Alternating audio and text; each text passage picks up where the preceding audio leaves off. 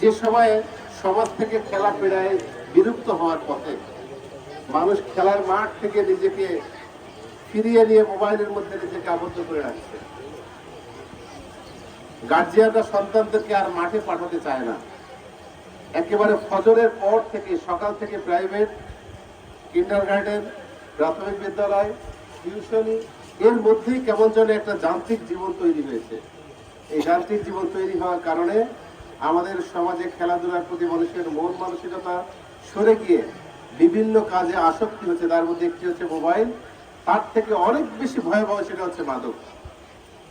যখন খেলার মাঠ থেকে খেলোয়াড়রা চলে যায় তখন সেই খেলোয়াড়রা ব্যস্ত থাকার জন্য মাদককে বেছে নেয়।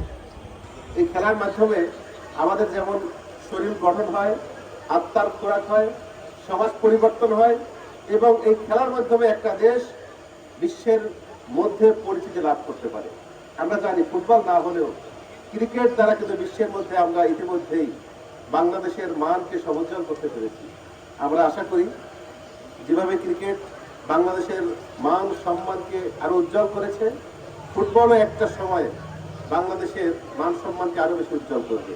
সুতরাং ছোটবেলা থেকেই যদি খেলার প্রতি আগ্রহ তৈরি হয় তাহলে এটা ধীরে ধীরে একটা নেশায় আসক্তি পাবে। যে বাচ্চারা আসছে তোমাদের জন্য একটা পরামর্শ, এই খেলাটা শুধুমাত্র একদিনের জন্য নয়, পড়াশোনার পাশাপাশি অবশ্যই খেলার প্রতি তোমরা সবাই মনোযোগী হবে। হবে তো তোমরা?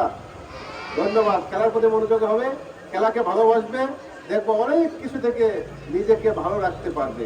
আজকে গার্জিয়ানদের প্রতি আমি আহ্বান জানাই, আপনারা সন্তানদেরকে শুধুমাত্র পড়ো পড়ো পড়ো এবং পড়ো এর মধ্যে আবদ্ধ না রেখে সমাজে খেলার দিকে একটু ছাড়ার ব্যবস্থা করেন, সমাজটাকে উন্নত করেন, নিজের সন্তান সবাই পরিবেশটাকে সুন্দরভাবে তৈরি করার জন্য ভূমিকা পালন করেন। সেই আশা রাখছি। আমরা যারা সাধারণ মানুষ আছি, সিভিল সোসাইটি রয়েছি, প্রশাসনের দায়িত্বে রয়েছি, সবাই যত্নবান হলে আগামীতে সুন্দর একটা সমাজে বিনির্মাণ আমরা করতে পারবো।